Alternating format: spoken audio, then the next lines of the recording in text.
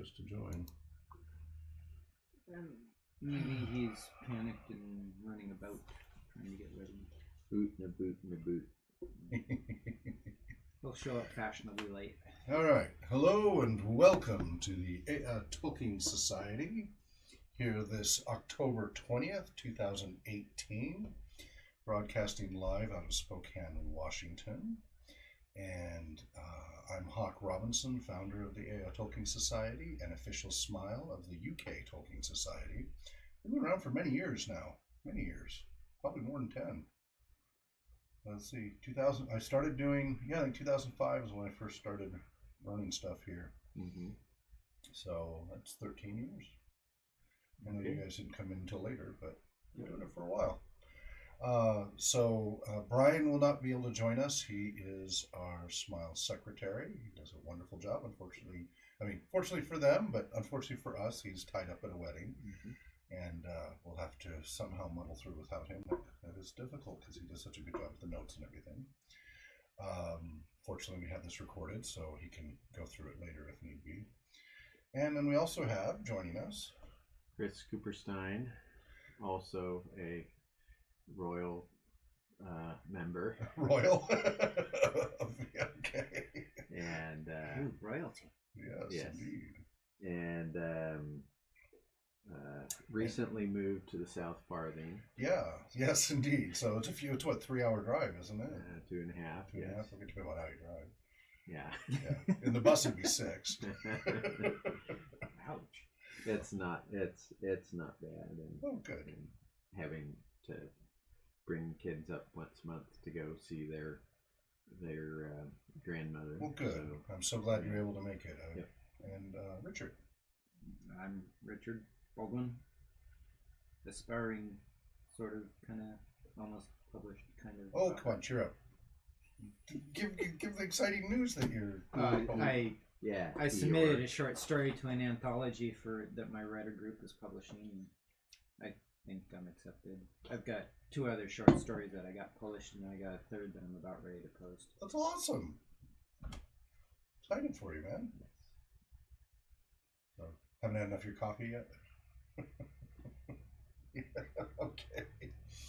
And we don't know if Corey's going to make it or not. I know he was anxious to get here, and I don't know about the others. We'll see if any others join on the stream. Well, somebody else has joined.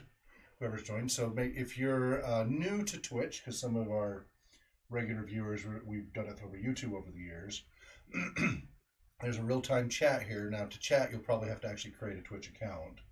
And you don't have to give them very much info. You don't need to give them a credit card and all that stuff. That's all optional. If you want to get extra things, you don't need that from us. It's also connected to Amazon. You can do, if you have Amazon Prime, you automatically can get, if you link it, Twitch Prime. So you get extra features and stuff through that. And we're running on RPG Research's channel here, just rather than additional separate infrastructure. And, we still don't have an official, 501c3 or anything like that for Tolkien Society, for our Tolkien Society. Been debating that, rolling that into RPG Research's 501c3 or something like that, since there's so much overlap anyway. That might give us some advantages. I know it'll help us, because we want to do Tolkien Moot at Bozarth Mansion. Yeah. And Gonzaga University will cut the price in half if you're a 501c3. Well, go ahead and debate through both sides of your mind. Yes. Yes. Yes. And other minds. Yes, and other minds. That's the other thing. I've debated that with the magazine as well. We just kind of let it just do its own thing. And you know that Thomas put out issue 19? I haven't looked yet. Okay, so Other Minds Magazine is, I'm the founder of Other Minds Magazine. And it is focused on Tolkien and role-playing gaming. Not so much fandom as literature and gaming. It's not like a lot of fandom magazines are really fanish, and this is studying very interesting topics about Tolkien, often from a role-playing gamer's perspective, but not exclusively. Many of the topics are just scholarly discussion about Tolkien. like the long threads about magic in Middle Earth and stuff like that. So there's an overlap of the gaming community and Tolkien scholarly community in Other Minds magazine, and it's freely published, available on omzine.org or othermindsmagazine.com. And so I'm the founder of that, but Thomas Mowinski has kept it going because I've been juggling so much. My original vision for it was it to be quarterly. That was just too much. So it's more like 1 or 2 issues a year. But we've been going since 2005 also. That's when I first launched that. And he's done a wonderful job with it. And he got permission from various artists, Howe and others, to use their artwork in the magazine, which has enhanced it nicely. So issue 19 is now out, OM19, and you can download that PDF freely from the website. So do check that out. Let's see the topics on it. Actually, let's put that. We'll go over the notes and then let's put that in part of our discussion. How's that sound? There was a guy who made his own little Hobbit House, and it made the news, Channel 2 News. Okay, let's put that on the discussion. You want to write these topics down make sure we don't forget them. Yep. Okay, Forget great. what? Yeah, exactly. I don't Squirrel. remember anything. Exactly. All right, so watching it, and I'm going to be watching the Twitch channel for any comments and questions people may have. So let me pull up our meeting notes in the right browser here. I've got so many. Pull up TolkienScholars.org and then go to news. Yes. Okay. And go to the meeting notes. Oops, clicked on the reminder. I want the meeting notes. Yep. All right. So, meeting notes from September 2018, monthly Tolkien Society. Many thanks to Brian Huseland, our society secretary. And here we are the next day. So, that was September 22nd. What's that? There was cake. And we ate it too. Really? Oh, wow. Because of Tolkien's birthday? Yes. I thought it was Bilbo's. Or Frodo and Bilbo's birthday. Frodo and Bilbo's birthday. Right. And a dragon tail cake. Nice. And I couldn't find lembas bread, but I did find lemon strudel bread. I have. From the South Farthing. I believe I have a recipe book Some here. Chocolate. It's pretty good. I believe that there was some lembas, correct? Technically, it should be a cornbread if it's lembas. It was good, yummy. It was very lemony. Yes. Somewhere I believe I have a recipe book. Yes. Middle Earth recipe book. So a good time was had by all. Wonderful. So first after that you discussed about how the Lord of the Rings starts with very ordinary folks and its playful versus critical view of the hobbits. You guys bring me up to speed on that and our other viewers? Do you remember that? I'm trying to remember that. A whole month ago.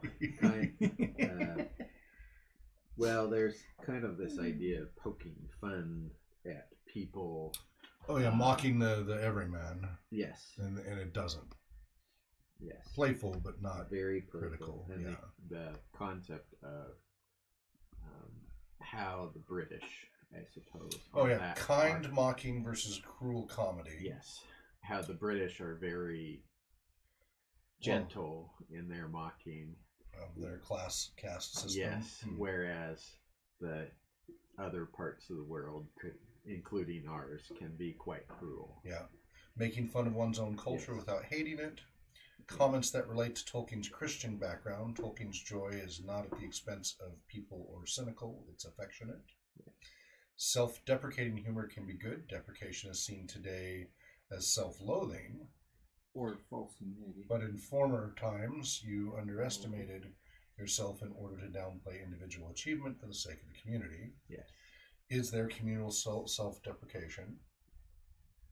Tolkien doesn't deny the problems. He treats rural or traditional English people with a magnanimous brush, like living in an old house that you love despite its eccentricities and brokenness, Home Sweet Home. Corey's car, a Honda Prelude, is falling apart, and you laugh about all the adventures you have in the car, but it was sufficient for the journey. Oh boy, let me tell you about breaking down the bus trip. Oh my goodness. So, number 2, segue. The hobbits were, quote, sufficient for the journey to bring down the Lord of the Rings, but they were most ordinary vessels. So Brian commented on a Bible passage that refers to, quote, treasures in simple jars of clay, or the idea of how weakness can be a great strength. Richard noted that God's strength is in weakness. In other words, when we feel least sufficient, we are most likely to accept help from beyond ourselves. Tolkien would resonate with that. Corey talked about quests and how little time where the people are developed. For example, the Marvel movie Infinity War has very few heroes enjoying normal life before the crisis appears, treasuring normalcy. Whereas in The Lord of the Rings, the Peace of the Shire that precedes the War of the Ring shows that there's something worth fighting for. That's what the hobbits give us, though it's imperfect. And then they come back and it's all ruined. Yeah. Chris notes that it's better than the alternative. The contrast highlights what Englishness at its core means to Tolkien. Somebody has to push past the comfort zone. Ironically, it is the folk who are most addicted to comforts who produce the most important heroes: Frodo, Sam, Merry, and Pippin. Yes? I would add a footnote that at least Merry and Pippin were kind of considered outcasts because of the Brandy books. Right. Okay. And Frodo and Bilbo as well, because Bilbo went on an adventure. Right. And just don't there's do that something if you're a Tookish proper about hobbit. him, yes, some queer folk. Indeed. Trying to see if the glitchy I'm seeing on the video is this laptop or the stream. Is it doesn't It look looks fine here. Yeah, so it Yeah. might just be this laptop's overloading because it's not the best laptop. I'm going to see if it's showing up on my phone as well. Chris, you want to continue reading that? The life for the Shire was an imperfect good, which hobbits could long for when they were away, the good memories and the good old days. But even the Shire is not able to fulfill that longing, since it was marred by Sharkey's plots. Only the undying West in Valinor fulfills that longing. Tolkien's picture of true rest and eternal life. Number 3, we read that the Fellowship of the Ring, Chapter 1, and go into a long expected party. Right. In contrast with an unexpected Right. journey. Right. When Mr.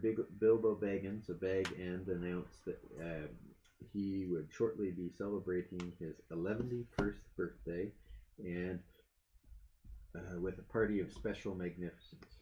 The role of the Sackville Bagginses, they think that Bilbo is too well preserved. The effect of the ring is not natural. The ring is a foil for the Shire. I don't exactly know what that means. I don't remember. The hobbits are unwittingly the ones who in some ways suffer the most for the sale of Middle Earth.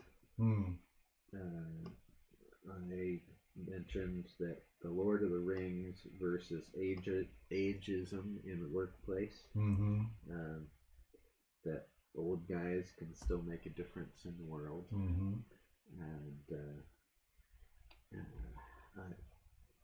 I could go into a long tirade about that.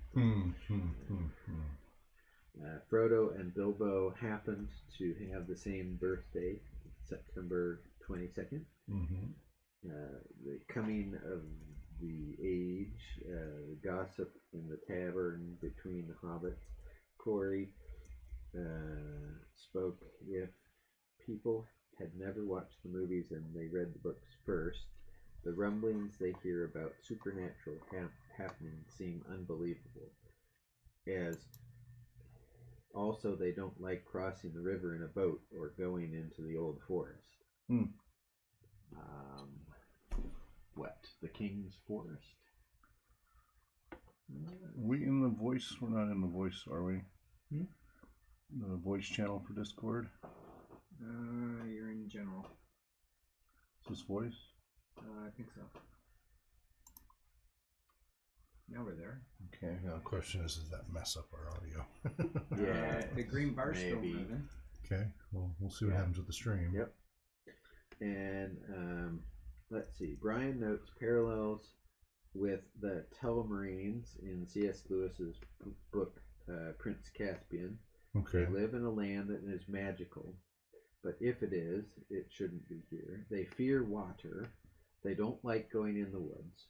Aslan's triumph is when the dryads and the naiads and the river spirit reclaim their domain. We are no normal folk who see supernatural things as fringe and not normal. There's something abnormal going on here. Abnormal brain! Reference not found. The, 404. the Shire is the eye of the storm and can afford to ignore the magic. If the Dunedain all go on strike, the Shire will be overrun with wolves and orcs. Yet, the people of the Shire and Buckland and Bree can afford the to luxury. dismiss the Rangers. Yep. And I'm And going even to look at them with suspicion. Well, I don't think the Rangers did much communication about what they were up to. Yeah, they didn't have a propaganda division. Indeed. Support your local friendly rangers. Support They're you do it keeping in. you safe. Right. It's thanks to the rangers that you have a border. Yes. Yes. Let's see. Cordy. Mm-hmm. In Bilbo's former adventure, evil is elevated to a new level when he confronts a dragon. He realizes that the world is very fragile when the Battle of Five Armies happens. And Tolkien got something in our primary world here that evil is real.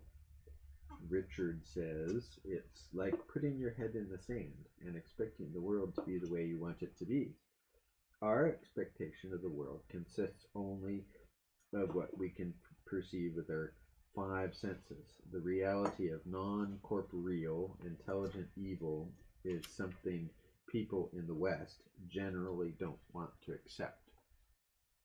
I'm going to posit that is a Celtish influence. Really? Which part? The non-corporeal evil. Okay. And only The belief set in that. but only the Celts, not many others. Certainly many others, Yeah. but the immediate mythology that Tolkien is drawing on involves Celtic, Icelandic, Nordic. Because if you think of the Norsemen and their concept of Thor or other people like that, you know, those are corporeal people. So anyway, so I said, do we deny the existence of something like the devil by immersing ourselves in the latest trend on the internet? Being uncomfortable with it leads to ignoring it. If I convince current generations, if I convince myself it doesn't exist, it doesn't exist. We see in chapter 1 that Bilbo came back from his quest with wisdom and wounds. He's aware of the greater world, and when he returns, he can't be the same hobbit as he was before. He loses his local reputation, but gains a greater role in the history of Middle-earth.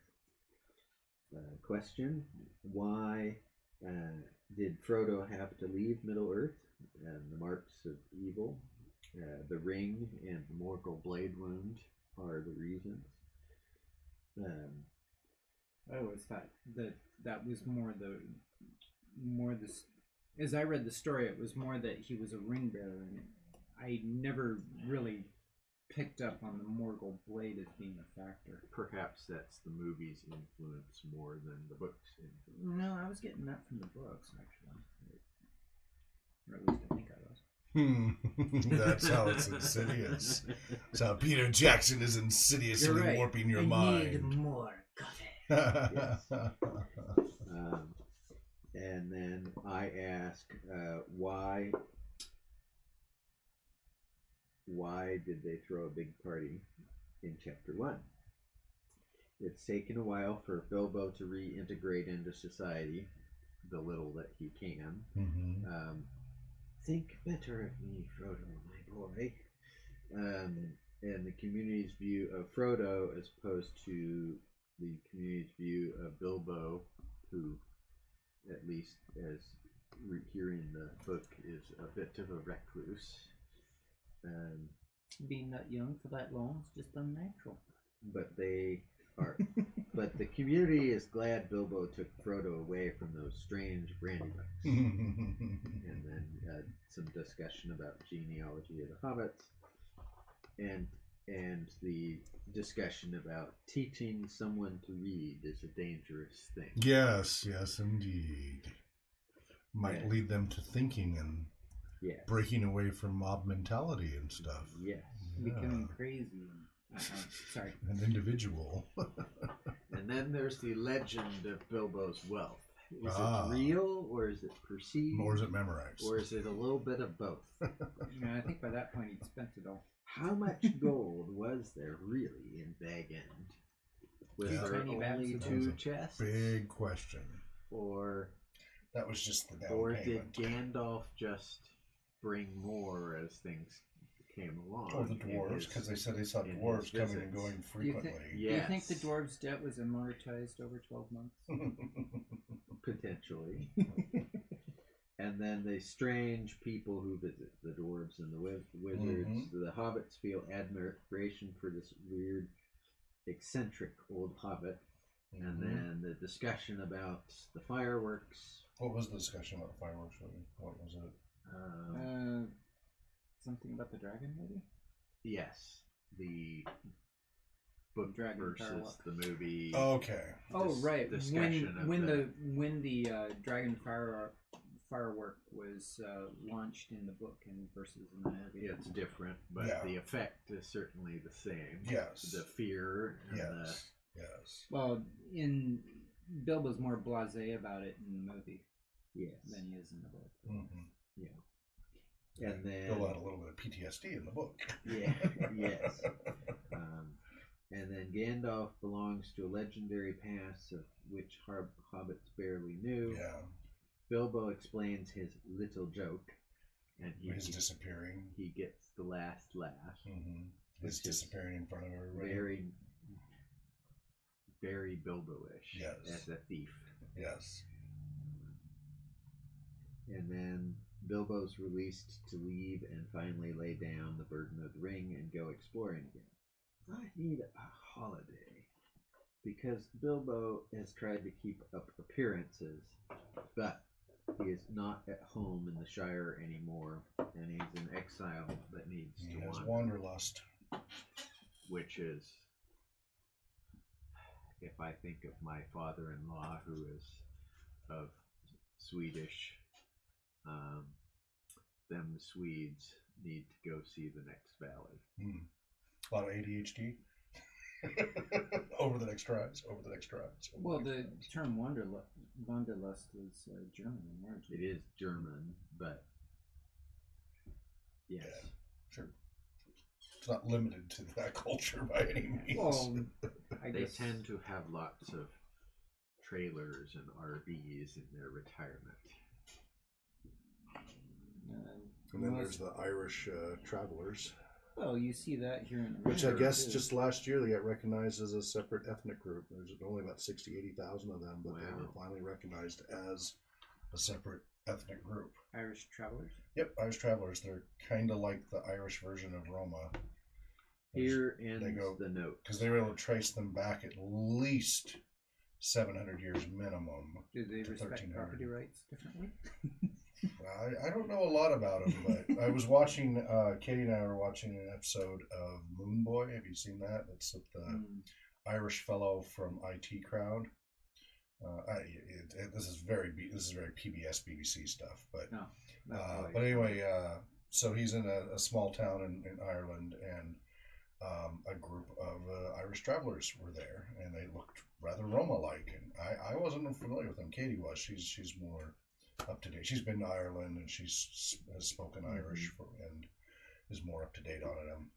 We're both half Irish, and feel a connection to that part of our heritage. I'm half Finnish, and but anyway, so yeah, they're similar to the Roma. There's some debate about whether, because there are a few words in there, they have a distinct language variant that has a little bit of Roma roots in it, but not enough to be certain. Yeah.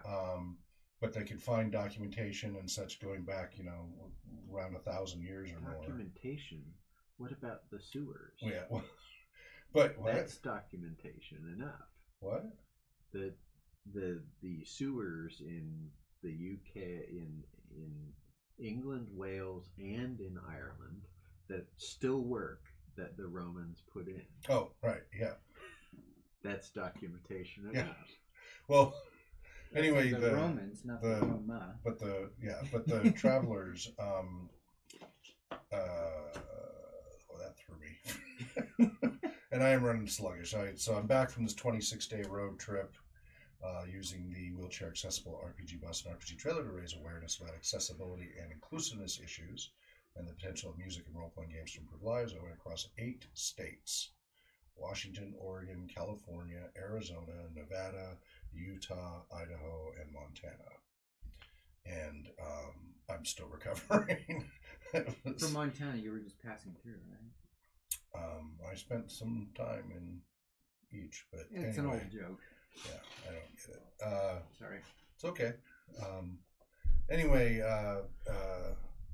so that was interesting. So that was I didn't really know about the travelers before. I'm sure family mentioned them or something, and it just fell out of my head. But yeah, so I looked them up, and yeah, just last year they were recognized as a distinct ethnic group now, which gives them some rights, like the Roma and others, to some protected rights. Yes. Exactly. So anyway, but talk about the ultimate wanderlust, just living out of their trailers and RVs and such. So their wagons. It's not homelessness if you're in an RV. Yeah. If you're taking your home with you. Yep, it is. Between my bus and trailer, I had a 2-room house. It's both the bus and the trailer. But yeah. Yes. If anybody's curious about the trip, you can check it out under Instagram, under RPG Research. You can see the 1-minute video clips and photos. It turned more into roadkill reality show for a while there. I was literally having a breakdown every day on the vehicle breakdown, not me breaking down. I didn't collapse till I got here. I was wondering. Yeah. No, it's what? Nothing. Okay. But the vehicle of that most of the trip, there was one issue. And when I was in Arizona, I almost rolled both the bus and the trailer. That was that close to rolling it. So I streamed live over YouTube because it might have been my last transmission. I mean, I said that. I was like, I'm streaming just in case this is it for me. And unfortunately, it was streaming unlisted because that's my default. So it would have been found eventually, but it wasn't, general public. 20 minutes of trying to get down from a really bad situation. Hills sliding on gravel. Oh, it was so close. Oh, that scared the crap out of me. That's on the YouTube channel under RPG Research as well. Katie can't watch it. She starts watching it, and the noises of all the brakes groaning, the ground sliding, and you can hear it's really audibly very strong. Because I had a whole setup in the bus for both me and forward for the whole trip. It's pretty tense. She can't get through it. She's like, I know you're okay. You're here in front of me, and I just can't watch it. It's too scary. Well, yeah, it was terrifying. And I wasn't so much worried about dying exactly. I mean, it could have happened, but I was worried it was going to total the bus and the trailer. It was only like a 50-foot cliff. which could have been enough to kill me, but I figured it was going to go slow motion. The trailer was going to go and then pull me down and then roll and smash, and it would have been rough. But luckily it didn't. You were wearing your That seatbelt, close. right? Yeah, it's only a lap belt on that, but doesn't in a bus. I don't know. Who knows? Glad I didn't get to test it. So I'm back. As I said, Brian's not here this month, but hopefully he'll be back with us next month. I guess Corey's not going to make it. My apologies for the last minute thing. As I said, I'm still catching up on everything. I have a box full of postal mail I've still got to go through. I have hundreds of emails to catch up on. Mm-hmm. Oh, who's that? Is that Drake? Is that Drake or Corey? I'll go see if it's Corey. We'll hold the fort. What I don't see on the notes what we were going to do next. Like we didn't cover. It looks like we didn't do a letter. There was. Oh, good, he did make it. Welcome, Corey. Fall, Yay! Fashionably reviewing late. Fall of Gondolin, but I have not gotten into You that. probably want to Okay. turn me this way if you want to get in the camera. No, that one. The one at the end is fine. The one at the end is actually preferred because always going to be truncated. Oh, okay. Okay, So- so Doesn't we matter. want to bring up the Hobbit House on the South Hill that we should go Please. meet at. I got the impression you're talking about the news store. Yes. I got the impression it was a converted playhouse. So I know there's a castle on the South Hill that everybody talks about that was in Knights of Badassdom. Yeah. Did you guys see that movie? No. So it had Peter Dinklage in it, and it was a LARP. It was a horror film LARP movie, but it actually was a mainstream film. It was in the theaters. Horror film LARP movie? You sure It was that a horror LARPing film about wasn't LARPing the- gone wrong. It was about LARPing gone wrong, where it became a real thing. For most people, LARPing is possibly horror already. It's good for you. Your point of view. Okay, yeah, spokesman review. Altogether unexpected, Spokane man builds Hobbit House in front of yard. Has he been attacked yet by Middle Earth Enterprises? No, seriously. Not that I'm aware of. If he makes any money from this and publicity, they will likely come after him. Because this happened in California. This guy spent decades building his own little version of the Shire, and he built all these little houses and wood things, and then people started showing up and becoming a tourist This thing. kind of feels like the And government they shut him down. Oh yeah, This yeah. feels Licensing like the for everything. government, Yeah. going after lemonade stands Yep. or something. Yeah, It's yeah. ridiculous. Yeah, except it's not even the government. It's Somebody it's was trying to law firm. remake KOTOR and they got whacked by Disney, but it's Disney. Yeah, well, remaking a media is one thing. Making it on your property that it's a hobby that you're woodworking and Well, they were such. probably looking at Star Wars Galaxies. 'cause Well, and you know about the they got away Shire with in that. Montana. Ulrich Only is vaguely. known in Spokane as a balloon artist and the founder of Spokane Sidewalk Games and the nonprofit Priority Spokane. Let's see. So it says, yeah, you'll need to duck your head. The door, not quite perfectly round, stretches 5 feet by 4.8 feet. That's just the right size for even the tallest of hobbits. They stand, according to the prologue, in Lord of the Rings, a mere 2 to 4 feet tall. But most humans, children not included, will need to mind their noggins if they want to hang out in the recently built Spokane Hobbit House.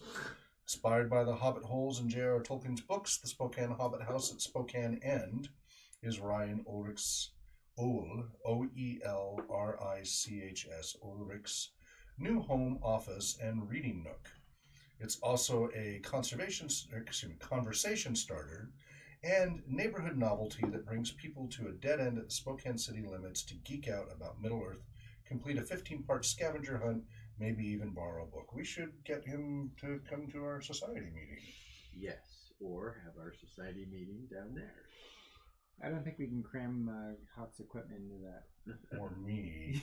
I was gonna say you I've sound spent like enough years Gandalf when working you, underground. Yeah, as tall as you are. Exactly. Exactly. Anybody want to take on reaching out to him? Oh, great. Oh wait, reaching out to the where's Reaching out this to guy? this guy, yeah. Where's this guy? He's on the South Hill. Oh, in Spokane. Yeah. Okay. It's a Spokane Hobbit House. Sure, right. why not? I'll write down Great. down phone number, address. Just I mean, I'm not sure that. Well, so you'll have to search for him, but it's described in this article. If you just in Google just type Spokane Hobbit House. Okay. They You'll did do find a it. Channel 2 news segment. Yeah, so it'll be easy to find. So far, Ulrich has loaned out 2 copies of The Hobbit, and he said I have 2 copies left. Visitors don't need to be a fan of Tolkien, the father of modern fantasy literature. Wait, the guy's name is Ulrich? Oelrich. Oelrich. Oelrich. Okay. Ulrich. Okay. Perfect. That should be easy to find him then after that. Ryan, and his first name's Ryan. No, I thought that was his first name. So. And what are we looking for? Speak, friend, and enter. A sign near the front door, a reference to a Riddle World Rings reminds all who enter. So on October okay. 27th, 4 to 8 p.m. for anyone, Spokane Hobbit House Trick or Treat Book Drive. So blackmailing, is that allowed? No, that's not a useful Blackmail- technique. Blackmail is not legal. We want to ask him to come to one of our society meetings. Okay. The address is 3525 West 2nd. There it is. Wait, what was that? I'm sorry, I wasn't paying attention. 3525 West 2nd. 3525 West 2nd. So that doesn't sound South Hill. That sounds. At the base of. Yeah. Oh, it's West Spokane. Yes. Yeah. That's out in the they did say at little the city ravine limits. there. Yeah. Okay, that's fine. But It's a supposedly magical setting, Ulrich says. I feel. What? The Hobbit House is actually on his property. Yeah, though? he made it. It's his reading nook that he made. Oh, cool. Says it's a magical setting, Ulrich said. I kind of feel like I'm not in Spokane when I'm in here. I'm somewhere entirely different. It's a nice escape. With the intensity of the work I do, I need a place to de-stress. Ulrich, 37, is known in Spokane as a balloon artist and the founder of Spokane Sidewalk Games, as well as executive director of the nonprofit Priority Spokane, which focuses on initiatives involving community safety, health, education, economic vitality, and the environment. The organization's main priority right now is stabilizing the lives of homeless and at-risk youths in kindergarten through 8th grade. So I'm supposed to approach him and ask him to join the secret society? Is that No, what it just is? ask if he would like to come to one of our society meetings, which is a Would you live, like to join the publicly forces of broadcast. Sauron? Well, Yeah, our secret society that's broadcast live every month. Well, yeah, well. Riverside and Government Way, just Okay. south of the cemetery. The Okay. Taliban did all kinds of videos, and that you know. You're, No, I'm sorry. That we're literary terrorists. Yeah. That's it. No, all I was just Oh, saying my. is it sounds like because as small as we are, I don't know how recognized we are in the community, and so why I was saying secret society is because I don't know how well our when name we do gets our- When around. we do our Tolkien Society thing, we usually get 20, 30 people. We can't be secret. We And moved out the if I had more room, we would have many more. So we're known. It's, Oh, okay. in sci-fi, fantasy, and gaming communities, we're known. So We can't be secret. We moved out of the basement. I mean, we're on Meetup. Anyway, We're not having the Um, meeting basements anymore, where we Yeah. hold up No, we've moved into the garage. It's the so much propaganda better. that we're trying to get. So Ulrich loves his work, but Like serving the others communists. can take its toll. The Hobbit House, a Hobbit room really, offers a place to unwind and dream. Spending time in his Spokane Hobbit House recharges my batteries, Ulrich said. Building it did too. I love working with my hands, he said. It took a couple of months for Ulrich to build his Hobbit House, but he'd been dreaming of doing so, and collecting decor as well as interesting pieces of found or reclaimed wood for the project for about a decade, which is about as long as he's owned his home. A trip to Hobbiton, the 12-acre movie set in New Zealand, 100 miles southeast of Auckland in February, inspired him to finally break ground. I loved it, he said of his Hobbiton visit. Of course, he expected to. I love the films, he said. This is my inner nerd coming out in force. I've seen each film no less than 8 times in the theater. Wow. Well, it'd be wonderful to have a contradicting voice. Ulrich first met the Hobbit in 4th grade. A teacher introduced them. Ulrich was struggling. I just had a rough go of it, he said. I didn't connect with a lot of other kids. I was a lonely little kid. Reading The Hobbit and later The Lord of the Rings, he said, saved me growing up. The books really did me a lot of good, Ulrich said. They fascinated me. They helped develop my imagination. They helped my creativity. They provided inspiration. They still do. I love the moral lessons in Tolkien's books, he said. One of them is posted on the fence in front of his Spokane Hobbit House. The sign reads, "Remember it was a hobbit, so very small, who did big things and saved them all." Tolkien reminds us, Ulrich said, that life is a wonderful adventure. He also reminds us that fellowship is more valuable than gold and suggests that sometimes Here, here. simply continuing onward is the bravest thing we can do. He tells us we can achieve greatness no matter who we are and no matter our age or riches or stature. Sometimes the most necessary folks aren't the ones who first come to mind when we ask who's going to be the hero, Ulrich said. The Spokane Hobbit House provides a cozy place to contemplate Tolkien's life lessons. Ulrich estimates it stretches just 75 square feet. The ceiling at the highest point, not including the skylight, is 6 feet. But it slopes downward from there, and there aren't any 90-degree angles, Ulrich said. So he must not be a very big guy. Because I would love to have a Hobbit room, but I would have to build it to scale, or it would just be miserable. The room is big enough for 2, maybe 3, to have a sit and share 11s or afternoon tea. But it isn't big enough for a bed. Sorry, Lord of the Rings fans, the Spokane Hobbit House isn't an Airbnb. It does, however, have Wi-Fi and its own Facebook page and a hashtag Spokane Hobbit House. So we'll have to link to that. There is that Hobbit Airbnb, over in the middle of Washington State. Yes. Is it still running? Did they get shut down? You have to hike to it. You drive and then you have to hike up the hill to it. But it's a Hobbit themed Airbnb. That might keep the corporate execs out. Yeah, because they have to hike. And the Montana one got sold, but I guess they were able to. They renewed their license or something. They actually have a license they pay to actually say the Shire. I just think it's ridiculous. I mean, I understand that I know it's out of control. I know that. Yeah, like. Well, you can thank Mickey Mouse. You can thank Clinton and Mickey Mouse. The Nazi mouse. In the 90s, when Mickey Mouse Disney was going to expire after 35 years after the author's death, Congress and Clinton signed into law doubling the duration after an author's death from 35 years to 70-something years.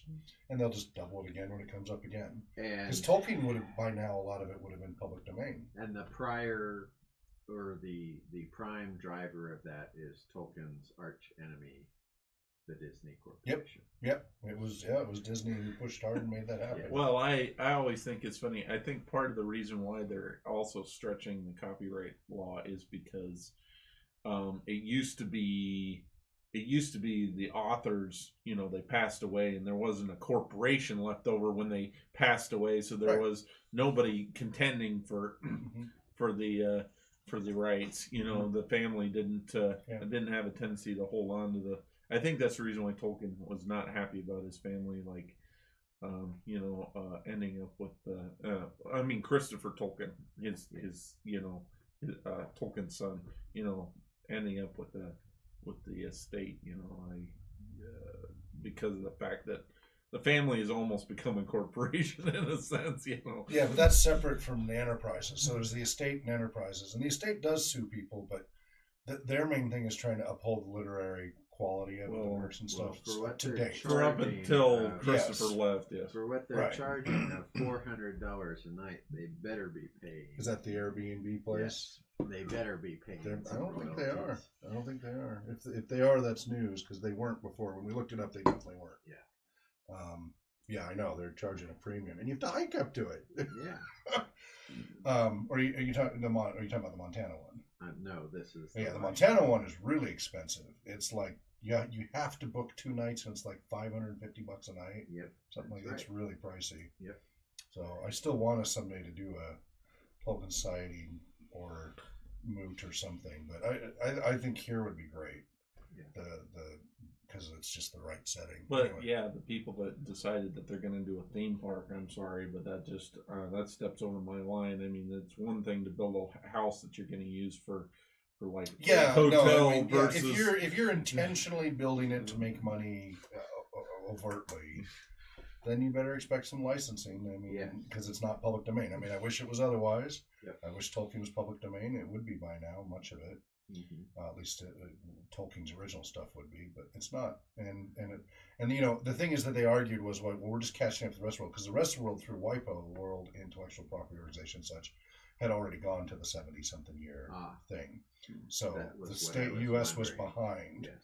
and so that was added to the pressure. Just a so side, this is worldwide. just a side comment, and then we'll get back to whatever Tolkien. But I always thought that copyright issues, on one hand, are a double-edged sword, because Yes, on they are. one hand, And this on is one relevant hand, to Tolkien. on one hand, you know, like, yeah, it preserves like the original content, Mhm. but it also doesn't allow like future artists to yeah, to build like on it. reference Yeah. without. Well, you can reference. No, you can reference. Well, Fair use sometimes you allows can it. reference, but I'm Of course saying you can. I remember a comic book deal where they had pictures of like That's a little different. Well, I'm Picture just is different than just some text. I know, Yeah. right? But they had pictures of like Transformers, Well, now you're talking- Transformers, that's but tr- they're not allowed to call it Transformers because Right. even though you knew And what it there's was, trademarks and stuff too. Yeah, Right. it depends Morphin' on robots? what's that? Mighty Morphin Robots. Yeah. it's ridiculous. So, just but an but example. here, but you talk about it's a two-edged Example. sword because it is a two-edged sword. Yeah. Look at what happened while Tolkien was around with was it Ace Books or Tor Books or whatever it was. It was no, it was anyway, they were pirated Tolkien books in the 60s. It was Scandal? oh, what was it? Pirated books in the 60s. Yeah, I'm trying to remember. I'm trying to remember who the company was because I'm trying to remember. 'Cause anyway, they Bilbo's sold name, but sold they it. no. They sold it directly as they were a blatant ripoff of The Hobbit and Lord of the Rings. With it was bad. It was really bad, but it was what the U.S. was introduced to here in the States illegally because the copyright law was different. I know that D&D had to change to Yeah, Hobbits Ace to Books. have It was to- Ace Books. They did not pay royalties or get permission from Allen and Unwin, and they were able to sell their books of the trilogy at 75 cents each, whereas Ballantine Books had their versions at 95 cents to cover the Tolkien royalties. There's an argument. And so the book piracy battle between Ace and Ballantine was so heated that when Tolkien got fan letters from readers of the Lord of the Rings trilogy, Tolkien would write back to his fans relatively frequently, encouraging them to buy the official Ballantine version. Look, we've read that in letters. Yeah. How upset he was about the pirate books while he's alive and everything. Right. Well, there's an argument that said that Shakespeare stole a lot of stuff when he made his plays, and there aren't artists can't really do what Shakespeare used to do because of the copyright laws, and so there's a sense in which derivation is more challenging. there's a sense in which growth in creative art, it's like you're not being allowed to acknowledge your past. You have to come up with something completely new, and it's almost like you're hunting and pecking for something, like, and there's a good part to that because you want somebody to be creative, but on the other hand, it's like we can't delve into the old past and so I'm renaissance it, Yeah, I'm intimately familiar with these copyright battles about Tolkien intellectual property. I've had my own personal run-ins with Tolkien Enterprises, aka Middle Earth Enterprises. And related to role-playing gaming, so the first license for role-playing gaming was to Iron Crown Enterprises for Middle Earth back in the early 1980s. The people who made Rollmaster and such. They were the first ones licensed to make a role-playing game for a Tolkien-based setting. And it was thought that it wouldn't be popular and not that big a deal, so they got a cheap license with a lot of flexibility. Iron Crown Enterprises did. And it was, I think, 10 years at a time. And so I think it was like 81 or 82 or something like that. And it was small enough of a niche for role-playing and such that it wasn't big money. The big money was in other paraphernalia of, merchandise and everything through the movies and the TV shows, etc. And so they were kind of left alone and did their own thing. And so you see, I have, shelves of Iron Crown Enterprises MERP stuff, or a whole shelf there just of MERP stuff alone, Middle Earth role-playing. Right. And it's the first edition stuff was mostly a D&D-ified Middle Earth. The second edition, they really started to bring in more research. Christopher Tolkien was starting to publish the history of Middle Earth stuff, so there was better content. They had more resources, so they started to merge that into there, and so the quality started to be a lot better. They also started to become more literary. A lot of the books were more source books than anything, and were really research heavy. And third edition was going to like really be as true to the canon as possible. And Tolkien wrote, as we've read from the letter, he wanted other hands and minds to take his works and build on them with art and poetry and music, etc. He didn't want fan fiction. He was not a fan of that, and he was pretty adamant about that. He didn't think people got it. They didn't. He came from a linguistic perspective first, which that every time they say, "Well, it's the latest Tolkien," really? Did he start with the language first? Then it's not the latest Tolkien, because you don't understand that he I don't started. think anybody in the gaming community would have got it. Would have got what? The linguistic perspective. I'm not talking about gaming community. I'm talking all of literature community. Every time they say the latest Tolkien author. So anyway, like the new Amazon that's coming up. The new series, there's a part of there's a part of me that you're more optimistic than I am. I feel a bit of trepidation over the whole thing. I think in general I'm more optimistic. Yeah. So. But the thing is that it is interesting that that there is a possibility that there would be able to explore areas of Tolkien's universe that have not previously been explored if they would do it right. But no, they're gonna Hollywoodize it. We know that. We know there's gonna be formulaic stuff. But anyway, let me try to finish my original point. We can go down that rabbit hole if you want. But so then they renewed in early '90s because Tolkien. The Tolkien property was not very hot then. And so they gave him another 10 years. Then mid-90s, and it was starting to, they were really getting into it. Rumor had it they were going to start to do a movie. And it started to pass around. And then, Peter Jackson came into the scene, and it started to become clear that there was going to be a movie. So that's when they started to pull all kinds of shenanigans with the licensed Ironclad Enterprises and basically bankrupted them. They used a bunch of legal games, forcing them, they couldn't sell any of their inventory, but they had to pay insurance to maintain their inventory in a protected storage facility, which was all very expensive. And they kept doing motions that they had to keep answering with lawyers. Now the only thing is Ironclad Enterprises started with some lawyers. They were accountants and lawyers who started the company. That's why it's a very technical game system. So they did the best they could to fight, but it got the expenses started to pile up, and it basically destroyed. They bankrupted Ironclad Enterprises. They eventually drove them under, so that would free up the license earlier, because otherwise the license wouldn't have freed up until 2001. That was the movie company. That was Middle Earth Enterprises, aka Tolkien Enterprises back then. Now Middle Earth Enterprises. So remember, there's two organizations. There's the Tolkien Estate, which is the family, right, and then there's Middle Earth Tolkien Enterprises became Middle Earth Enterprises. So Tolkien Enterprises is a Saul Zaentz company who got all of the movie and merchandising rights to just The Hobbit and Lord of the Rings. And he's particularly slimy and ruthless. Yes, and in perpetuity, worldwide, exclusive, etc.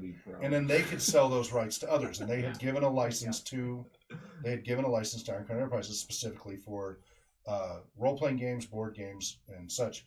But in the license, it also said you can't do books because that crosses over into the Tolkien estate. Right. So they got in a little bit of trouble. Yeah. This is where it came up. They wrote a book that they did choose your own adventure books. Oh yeah. Which I have, because then they were forced to take those off the market. Is it a game or is it a book? Yeah. Exactly. But they were a game because you rolled dice and you had a map and a character sheet and everything. Yeah. But this is started, so they did Middle Earth Quest and Tolkien Quest. But did it include any of the main characters or even the main themes of the? Yep. So. But it wasn't a novel. It was a choose your own adventure. You're playing your own character. Yep. But that started to get the estate a little irritated too, saying, "Hey, you're kind of crossing the line here." So anyway, that got them in a little bit of trouble. That didn't shut them down, but that was stuff that was all brought up. And also the license said you can only use what was in The Hobbit and Lord of the Rings. Now, and that included the appendices. So that gave them a lot of leeway. But they were able to go through and say, no, you took this from the Silmarillion. Or no, you took this from Christopher Tolkien's, History of Middle-earth stuff or Unfinished Tales, whatever. Because they had been very laissez-faire about it. And it had not been enforced.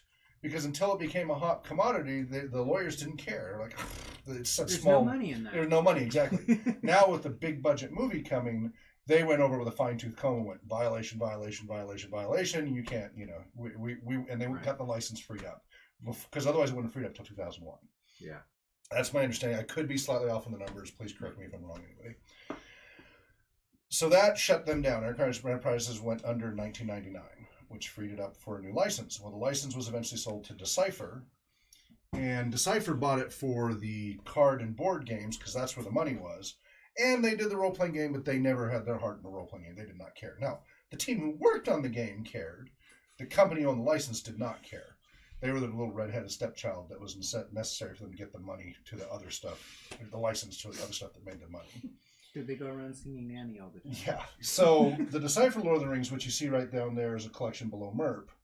Lord of the Rings role-playing game is not very well done. Now, if you go to Halls of Fire, you can get a whole bunch of addendums and downloads that help fix what's broken in the Decipher Lord of the Rings. And it's an okay system if you get it all fixed, but you got to really patch it. It needs a lot of patches. It's mostly just full of photos from the movies, and it's just not, it's fluff. That being said, the module, the Moria, where's my Moria box set? I don't see it. Oh, there it is. Yeah, okay. The Moria box set, which Professor Seaman did, who's been a speaker on our show, on our moots a couple of times. That one got some pretty good praise. It was considered well done and such. Because it was based on an actual video game. What? Maybe. What? No, he did proper research on it. And the Moria module from MERP was a lot of fun too, but it was not as well researched. So that one got some pretty good kudos. That was the only one that really got good kudos out of the series that I'm aware of.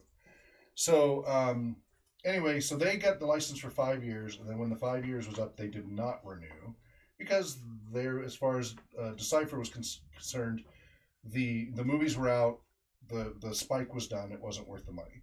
So then nobody had the license for quite a few years until Cubicle 7 picked it up, after it kind of died off and it wasn't as hot a property. Cubicle 7 picked it up, and then we've got the One Ring role-playing game, and then and now it's only 5 years and a very expensive license, but they've been managing to do okay. I guess what I'm thinking of is like when there's moments like Star Wars comes out, and then Spaceballs comes along and parodies. Parody allows that. That is right, allowed. right. But you don't see you don't see a well-respected parody of the Lord of the Rings running around as a major. No, not a full motion picture, but you see lots of little the cartoons, and there's a lot of parodies of short clips and stuff. And there's a surprising number of fan films that are allowed to be out there. But yeah, as far as a major motion picture parody, nobody's. Of course, that all ends when Disney gets the license. Yeah, no kidding. So anyway, is there a possibility for Disney to get the Lord of the Rings license? Anything's possible. I haven't heard anything. Anything's possible. Oh, criminy, that would be like. But anyway, the explosion of the world. So during this period where nobody owned the license, well, actually a little bit before, in 2004. Tolkien Enterprises went around and did a sweep on all the fan websites that were Tolkien related, and they served. And this was now the DMCA was out, and they told all of them that were linking to anything, including MERP.com, which I'm the founder, Middle Earth Roleplaying, MERP.com. Anybody who even linked to MERP.com, they served with the DMCA, a takedown notice under the Digital Millennium Copyright Act, and that was like 160 core busy sites. I was getting 1 million and over 1.5 million, like 1.8 million unique visitors a month to the site, which isn't huge, but it's still not bad. Significant. For a hobby site, it's not bad. And so they served there was there used to be a thing called web rings, which was a bunch of websites pointing to each other to help with traffic and everything. Yeah. And they served all the web rings, and so all of them took MERP.com off the list, and a lot of the others. Their ISPs took their sites offline because that was the initial response to most ISPs. If they got a DMCA takedown list, they just took your site offline, and then you had to fight it. Yeah. Later, ISPs became a little more savvy, and there's a process that you go through, a little easier to do than it used to be, but it's still ridiculous. So anyway, I got served with a cease and desist, And I took it to Electronic Frontier Foundation going, they won't even tell me what's in violation. I have thousands of content items on the site, thousands of links. Murph.com is this huge site, and they wouldn't specify. They just said, you have violating content, you're in violation. Yeah, now, the only reason my site didn't go down is I controlled the servers. So they weren't able to go to an ISP and switch me off because I had control over everything. Now, and I was anonymized. They didn't know who I was. And if they're watching this, like they are. Yeah. But the government's coming after you. It wasn't the government. That's the thing. It's not the government. It is not the government. This is a corporation. This is actually a law firm. Well, even worse than they buy mercenaries. Tolkien Enterprises, now North Enterprises, is only a law firm to license and sue. That's all they exist for, is licensing and suing. They do nothing to add to the intellectual property in any way, shape, or form. Kind of so like anyway, the thing with Baltech. What's that? It's kind of like the thing with Baltech and Harmony Gold. Yeah, didn't that finally get resolved recently? It's kind of still in process. Okay, they're still working it out. So I went to Electronic Frontier Foundation, who I had been a supporter of for years, which, by the way, relates to role-playing gaming. Yep. Electronic Frontier Foundation was created because back in the 90s, the FBI were given a tip that the cyberpunk role-playing game and that Steve Jackson Games in general, who makes GURPS and everything, was really actually a front for a big hacker group. Oh, is that why hacker they got terrorist raided group for the cyberpunk?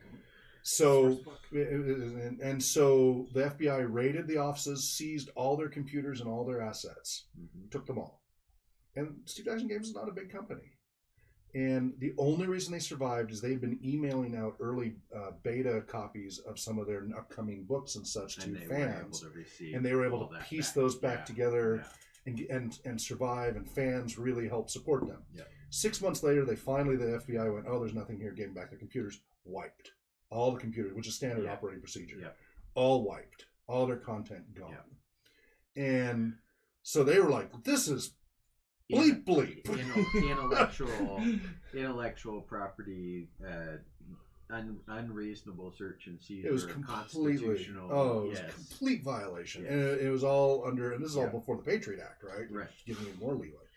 So they were furious. So that triggered what eventually became the formation of Electronic Frontier Foundation, fighting for your digital rights. So anyway, I had been supporter of EFF over the years, donor and such. And so I was like, I think I might need to call on them. So they hooked me up with a pro bono lawyer, and it turns out the EFF folks are all big Tolkien fans. So they're like, oh yeah, we love your site. Oh my goodness, well yeah, we'll find you somebody. They were very supportive. And didn't have to pay a dime. The lawyer they found was a big Tolkien fan as well, and a gamer. And it was like, oh yeah, no, this is a complete overreach. You don't even need a lawyer. Just respond with these questions, and if they escalate, I'll come on board. But just send these questions with this formatting.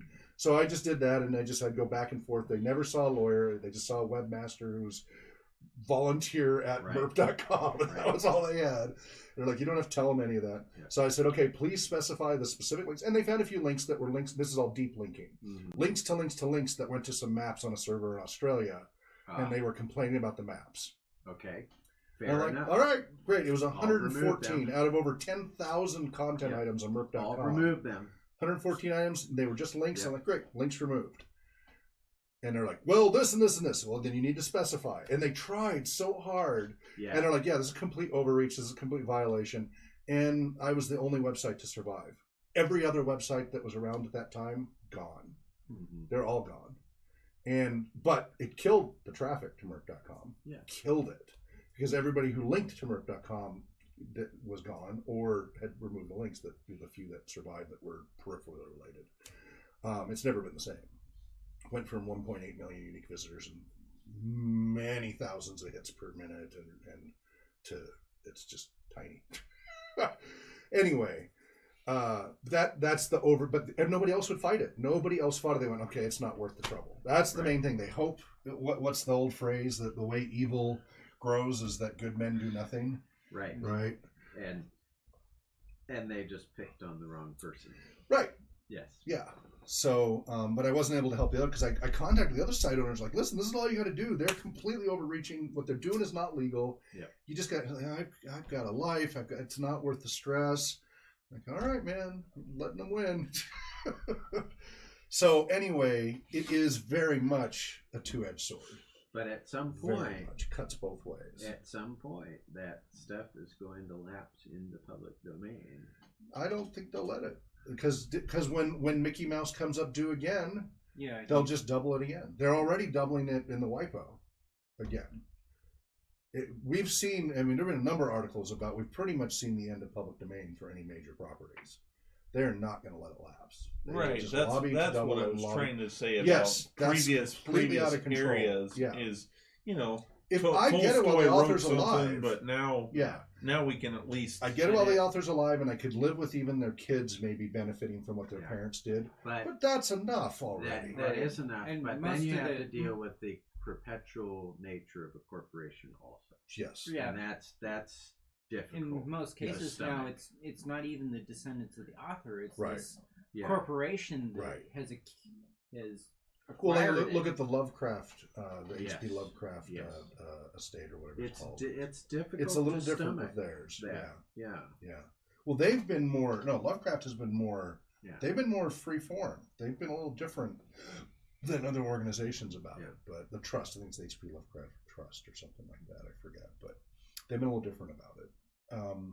Yeah. So this is relevant to Tolkien. All of this because Yeah. Tolkien had multiple issues with this while he was alive.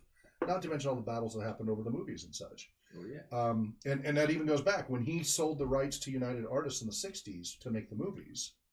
And they did some early prototypes that he was not happy with. He was like, no, never mind. No. He And he was adamant, do not have Disney animate this. He was adamant. He was adamant about that. Like, if I do this, I don't want Disney to touch this at all. and rightly so. given Disney's current track record.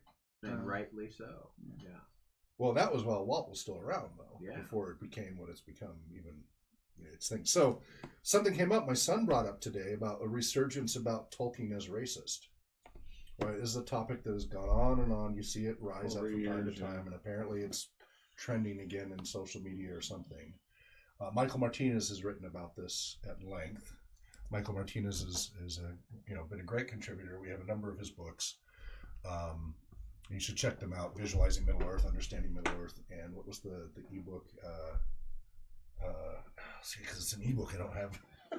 You don't have it handy? But Michael Martinez, yeah, you can get it on Amazon. Well, yeah. But he wrote Taboo Tolkien, the Nordicist Claim on Middle Earth Refuted. Now, this is back in 2015, but this just keeps coming up. You will keep hearing, and it's again rising up because of what's going on with SJWs and all that right now. You have to tear down any of the established models. If there's any role models or anything out there, part of the process is tear those down. The patriarchy, etc. Mm-hmm. So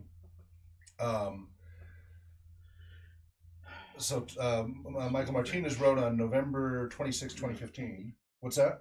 Must be French. I disagree. I think it's Kennedy. What? She's the. This is current on president. TolkienSociety.org. So this is on the Tolkien Society website under their blog. Michael Martinez has been posting on there for a while. So November 26, 2015. I can't possibly read all the defenses of Tolkien's works against racism. Too many people have been drawn into this never-ending story of racist bias in The Lord of the Rings. The accusations of racism resonate strongly with all of us, and I have even read a scholarly paper that attempts to break down the pro and con views into categories or types. So I apologize to those of you who have raised the anti-Nordicist defense, but I blame Google for making it impossible to find such arguments. Nordicism, because they keep talking about how he borrowed so much from the North. This is currently Yep. trending again. Yep. Nordicism is one of those words I only rarely stumble across. I have no sympathies with people who think in terms of race and purity and other primitive rules of distinction. I will have to teach myself to use words like Nordic, Nordicism, and Nordicist because these are terms that you can easily find in accusations made against Tolkien or discussions of the accusations made against him. You know the arguments well because they are sensationalist nonsense that attracts interest from mainstream media. That body of journalists and publications, in contrast, search for the next story that is relevant to their editorial calendars. If someone needs to sell a book or earn a grant, they seem to pull out the old Tolkien tropes to grab some quick, short-tempered public attention. And yet, our impassioned defenses and rationalizations of Tolkien in fiction perpetuate stereotypes and misinformation. We do a rather poor job of setting the record straight. One reason is that we don't use the language of accusation to rebut it, a failing that hands over the search results to shameless, ignorant hucksterism. Here's an example. Tolkien was a Nordicist. He's got that in italics. Many of you should recall that this ill-conceived notion was popularized by Dr. Stephen Chapereau more than a dozen years ago.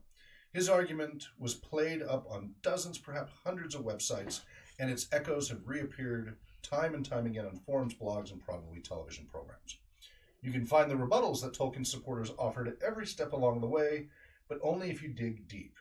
Search for, quote, Tolkien was a Nordicist, end quote, and your only hope of seeing anything positive will be this article.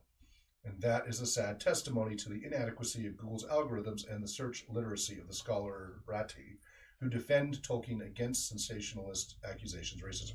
Now, you know Michael Martinez, by profession, is an SEO, search engine optimization theorist and professional. What?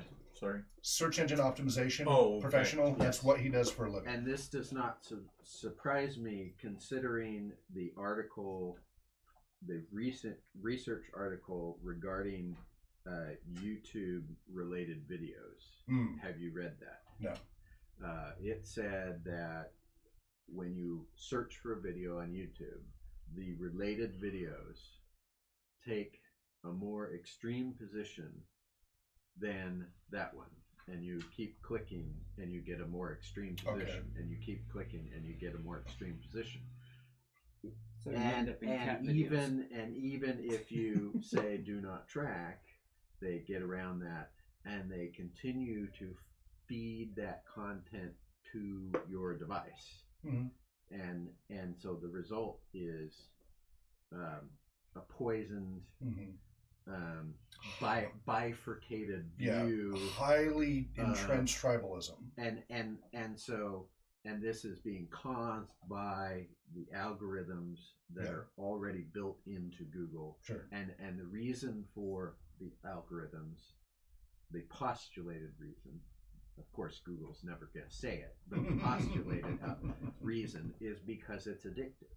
Yeah, well, you get the dopamine hit because it's extreme and it triggers an emotional response rather than a non-emotional response. So that is not surprising to hear Michael Martinez reference that. Yes. So see the appendix I have added below for more discussion by what I mean by search illiteracy, as well as several points raised in criticism of this article. What makes this worse for us is that Tolkien himself provided several quotable responses to the allegations that do not appear in the rebuttals Google deems worth showing to me. Your search results may differ from mine, but why does it seem like no one quotes the following passages from Tolkien's letter when rebutting that Tolkien was a Nordicist change? Because he when the Nazis wanted to publish and everything, he refused. So this is from Tolkien's letters. I have spent most of my life since I was your age studying. Letter number 45. We have read this before. June 9th, 1941. Middle of the World War II. I spent most of my life since I was your age studying Germanic matters in the general sense that includes England and Scandinavia. There is a great deal more force and truth than ignorant people imagine in the Germanic ideal. I was much attracted by it as an undergraduate when Hitler was, I suppose, dabbling in paint and had not heard of it, in reaction against the classics. You have to understand the good in things to detect the real evil. But no one ever calls on me to broadcast or do a postscript, ! Now it's highlighted and underlined and bolded by Michael here. Yet I suppose I know better than most what is the truth about this Nordic nonsense, and bolding. Anyway, I have in this war a burning private grudge, which would probably make me a better soldier at 49 than I was at 22, against that ruddy little ignoramus Adolf Hitler. For the odd thing about demonic inspiration and impetus is that it in no way enhances the purely intellectual stature. It chiefly affects the mere will. ruining, perverting, misapplying, and making forever accursed the noble northern spirit, a supreme contribution to Europe, which I have ever loved, and tried to present in its true light. Nowhere, incidentally, was it nobler than in England, nor more early sanctified and Christianized. Letter number 45, dated 9 June 1941. So back to Michael. The emphasis is most assuredly mine. The passage has been used to damn Tolkien because he dared speak of that noble northern spirit. What a racist thing to say, for it denies all notable contributions from non-northern quarters, does it not? Or does it? I dare say it does no such thing. One can fairly speak of the contributions of a pawn to the game of chess without implying that the queen and bishops did nothing. A better rebuttal, perhaps, can be found in the following passage, which Tolkien wrote in response to an unpublished draft of an article based on an interview he gave to the Daily Telegraph magazine in 1967. So that's letter 294, dated 8th February 1967. Middle Earth, what's that? Okay. Middle Earth, ... corresponds spiritually to Nordic Europe. Not Nordic, please! A word I personally dislike. It is associated, though of French origin, with racist theories. Geographically northern is usually better, but examination will show that even this is inapplicable geographically or spiritually to Middle Earth. This is an old word, not invented by me, as reference to a dictionary such as the shorter Oxford will show. Now remember, he worked for the Oxford Dictionary back in like 1912 or whatever. W. On Q and Letter W. W. Yeah. I think it was Q and W, wasn't it? Yeah. Two of them. I forget. Anyway. Because he did walrus, which was a really hard word, he said. Yeah. It meant the habitable lands of our world set amid the surrounding ocean. The action of the story takes place in the northwest of Middle Earth, equivalent in latitude to the coastlands of Europe and the north shores of the Mediterranean, but this is not a purely Nordic area in any sense. If Hobbiton and Rivendell are taken as intended to be about the latitude of Oxford, then Minas Tirith, 600 miles south, is at about the latitude of France. The mouths of Anduin and the ancient city of Peligir are at about the latitude of ancient Troy. What's that? Ouch. What? Just calling France an evil. Auden has asserted that for me, the north is a sacred direction. That is not true. The northwest of Europe, where I and most of my ancestors have lived, has my affection, as a man's home should. I love its atmosphere and know more of its histories and languages than I do of other pans, but it's not sacred, nor does it exhaust my affections. I have, for instance, a particular love for the Latin language, and among its descendants for Spanish. That it is untrue for my story, a mere reading of the synopsis should show. The north was the seat of the fortresses of the devil. Remember, way back when in the Silmarillion and everything, with the Tumno and all of that, right? It was the unknown north. Yeah, yes, right, yeah. Absolutely.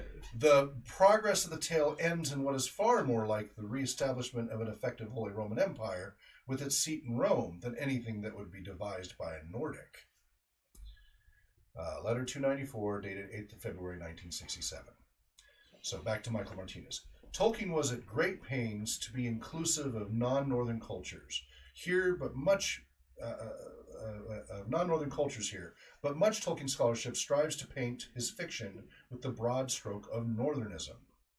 The myth of Tolkien's northern mythology is pervasive in Tolkien literary scholarship. He is frequently accused by his own defenders of creating a mythology for England in Lord of the Rings, although he himself only used that to describe his earlier work, The Book of Lost Tales. And then he said his crest has long since fallen, blah, blah, blah. Is that perhaps why defenses against charges of Nordicism in Tolkien's work omit such a critical comment from the man? He wanted nothing to do with the 19th century ideas of racial purity, and his vision of a, quote, noble northern spirit, end quote, is far more inclusive than the Anglo-Saxon trope that serves as a foundation for the most rudimentary of Tolkien scholarship. We cannot rise to his defense without invoking the horrors of 1066 and the destitution that invasion inflicted upon the English language. And yet much of Tolkien's fiction was inspired by Middle English and Victorian ideas. Never mind his allusions to Homer, Troy, Greek mythology, and the Byzantines. Numenor itself is only allowed a certain grudging comparison to ancient Egypt because Tolkien seems to have made such a comparison himself. Technically, he was speaking of Arnor and Gondor, but the identification of Arnor with Northern Europe and Gondor with Italy is so strong that scholarship rarely admits to the author's Egyptianist roots. In that same letter, number 294, Tolkien goes on to say, his taste for Nordic languages stems from the fact that he had German ancestors who migrated to England 2 centuries ago. This is where, This is the reverse of the truth. Not Nordic. This is not a linguistic term. Germanic is the received term for what appears to be meant. But my taste for Germanic languages has no traceable connection with the history of my surname. After 150 years, now 200, my father and his immediate kin were extremely British. Neither among them nor others of the name whom I have since met have I found any who showed any linguistic interests or any knowledge of even modern German. My interest in languages was derived solely from my mother, a Suffield, a family coming from Evesham in Worcestershire. She knew German and gave me my first lessons in it. She was also interested in etymology and aroused my interest in this, and also in alphabets and handwriting. My father died in South Africa in 1896. She died in 1904. 2 years before her death, I had her sole tuition gained. 2 years before her death, I had with her sole tuition gained a scholarship to King Edward VI School in Birmingham. Back to Michael Martinez. I don't think he could have more thoroughly retreated from Germanicism or Nordicism in this gentle correction to his viewers. He was British, not even English, and even the Anglo-Saxon elements of the Tolkien myth do not appear here. Someone will inevitably take exception to my points above. I have challenged the beauty of the legendarium under the pretense of explaining my disappointment with the defenses offered against the accusations of Nordicism. But Christopher Tolkien himself demarcated the intentions behind his father's, quote, mythology for England, unquote, as separate and distinct from the later mythology, the unique world that became the setting for The Hobbit, Lord of the Rings, and the Silmarillion. So, the Cottage of Lost Play. That's kind of like, it seems like people nowadays that misunderstand Tolkien, like they attribute it's intentional, all though. Well, it's intentional ignorance. Well, Yeah. yes, I agree, but I mean, there's just, I mean, even in the Christian community, they're like, oh, well, the stuff he's doing, it's demonic. Obviously, he's not a cat. He's not really of the Christian faith. He's given himself over to. He's only a devout Catholic. Yeah. He's only a devout Catholic, and half. Yeah. And I just think like people who come up with this stuff, they really don't know what they're talking about. No. I mean, because if they knew Tolkien, it's intentional ignorance. Tolkien almost had like, Yes. I mean, if somebody had walked into his house and it had been a journalist and asked him this question, I think Tolkien would have like ripped him a new one because he did not like the German. Right. No, he would have been adamant, but he would have kept his civil Britishness. Well, I mean, yes, he would have been civil, but I'm saying that like you would see the spark of anger, in his eye, right? Yeah, it's clear. Because he did not like what was going on in Germany. How much more can he say about Hitler? I mean, come on. He'd talk about ripping a new one. I don't know. Sounds like an accurate description. Yeah, but it was unequivocal. There was no middle road there about how he felt. And, his sons and such were fighting the battle, and he was really worried for them and such, the pilot and all of that. So, and their city was being bombed, and, I mean, it just, And shelled. Yeah. Well, but it always seems like journalists, when they don't know somebody and they can get away with something sensationalist, they go out of their way. They do like a modicum of research, so to say, and then that's it. And then it's just got enough of a veneer that's just what Michael said at the beginning. Rather than, the way that I've been dealing with that whenever it rises on any topic is to go buy someone a book and say, really, have you read this? Well, and if you're not willing to read it, please keep your opinions to yourself. That's not how anybody works anymore. There's very few people read anymore. If it's more than a Twitter feed or something, It has to be under 55 words. Yeah. But I'm trying to help. Yes, I understand that. Yeah. Well, So he gives the example here of what Christopher said: the cottage, a lost play. The story of Ariel the mariner was central to my father's original conception of the mythology. In those days, as he recounted long after in a letter to his friend Milton Waldman, the primary intention of his work was to satisfy his desire for a specifically and recognizably English literature of fairy. It was from early days grieved by the poverty of my own beloved country. This is Tolkien, his father. So it was Christopher, now it's j.r.r. Of my own beloved country. It had no stories of its own, bound up with its own tongue and soil, none of the quality that I sought, and found as an ingredient in legends of other lands. There was Greek and Celtic and Romance, Germanic, Scandinavian, and Finnish, which greatly affected me, but nothing English, save impoverished chapbook stuff. Now back to Christopher. didn't he refer to Arthur, King Arthur? Didn't he consider that French. That's Norman and French. And, Yeah. right? French, He didn't really consider that English Nope. enough. That's the Not at reason all. why he was like, "Yeah, I need to write this Yeah. book." Yes. Right. Yeah. The closest might be Robin Hood, right? Yes. You know, so in his earliest writings, the mythology was anchored in the ancient legendary history of England, and more than that, it was peculiarly associated with certain places in England. The Book of Lost Tales, Part 1. So back to Michael Martinez. May we agree that the world of the mythology changed and returned to the point of how we failed to address Tolkien's supposed Nordicism? I debated whether I should quote some of these misinformed attacks, but a part of me wants to bury them irretrievably far from the sunlight, for I'd rather never see this nonsense again. But then, that is hardly fair to anyone who wants to explore the transformation of Tolkien's northern noble spirit into a trope for white supremacy, Nazism, and the myth of the Nordic race.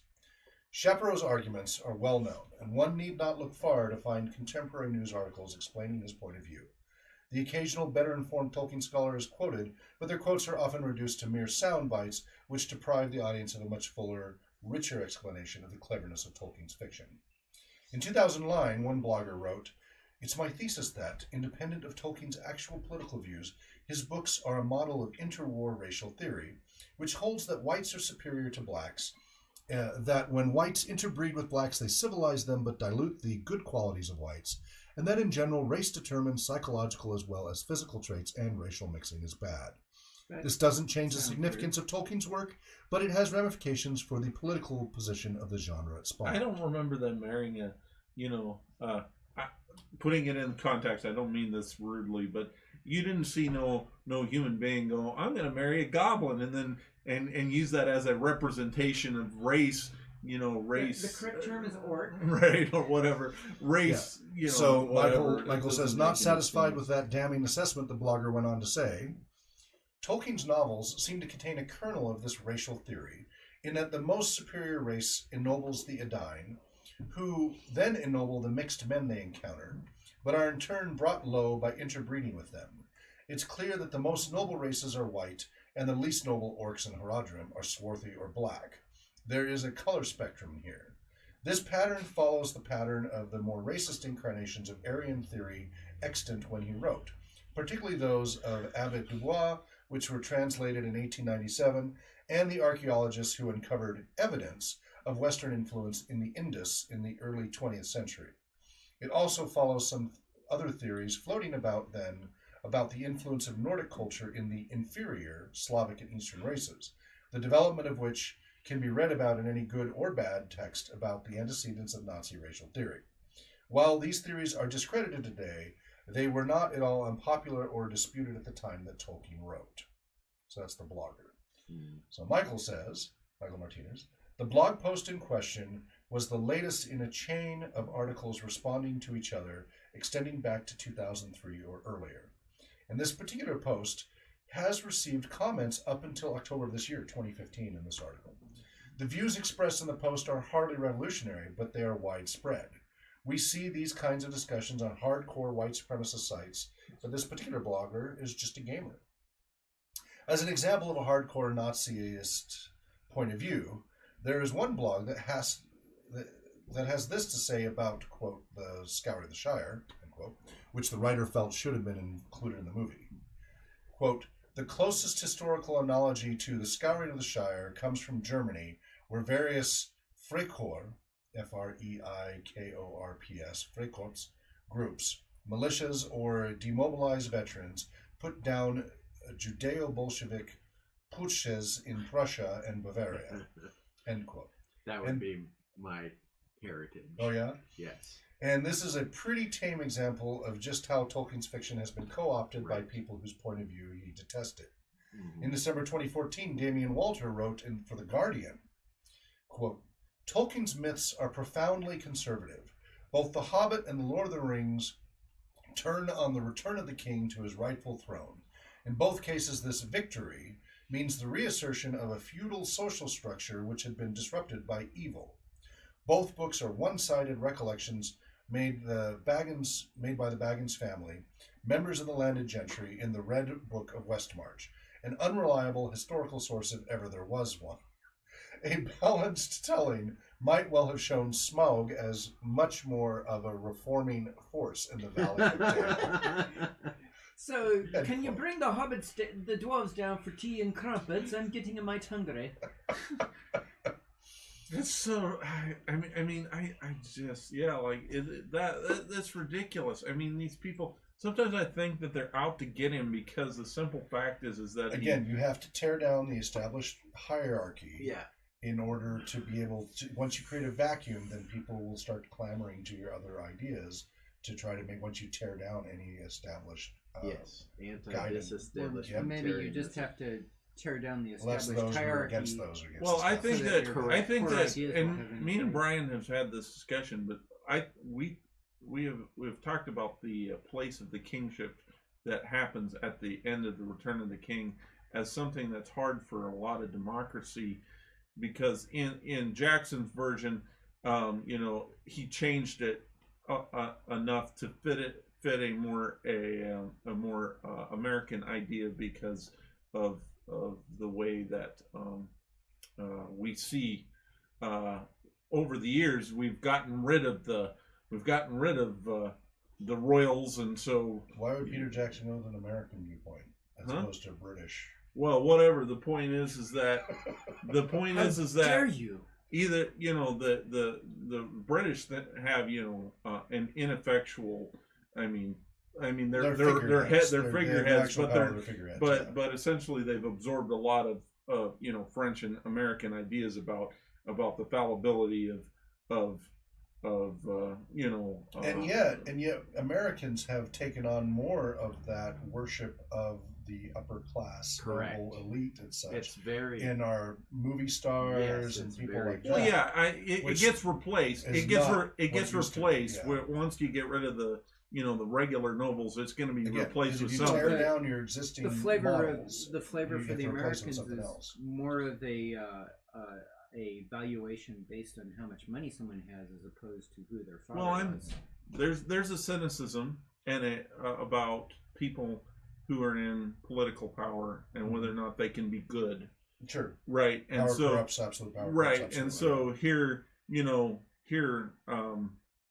he steps into the role of king, and for an American it's like. So what did Jackson modify? I don't remember anything. He kind of made it sound like that kind of undercut the kingship, like trying to bring in modern democratic ideas about the scene that I remember is the wedding procession. Okay. You'll have to. Arwen greets him. He greets Arwen, and then he says, "Everybody bow to the hobbits." Right. Maybe that's where he's getting that from. You'll have to talk to Brian about it. I'm not good at. You don't need to bow to us. Yeah, there's just this idea that the kingship is not really a kingship. That they try to modernize it. From watching the movie, they try to modernize it in a way where they kind of soften the whole kingship authority issue. I think it was his shorthand, Peter Jackson's shorthand of just showing how much the hobbits were appreciated. I didn't see it as softening the feudal system. Well, it does distract because it immediately cuts to the Shire, I suppose. Mm-hmm. Which again didn't have the raising, unfortunately.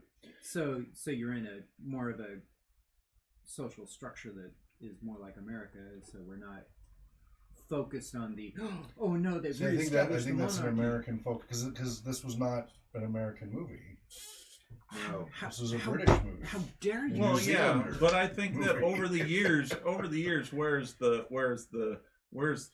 you know, the established, you know, the back in the old days, the old nobility has become unless you're in Japan and you know that or like England where they have figureheads, most of them have gone away. I mean, we've eliminated. Obviously, we've put in place. Right, the old feudal system isn't I really think strong the Emperor there, would disagree with but you I that he's again good.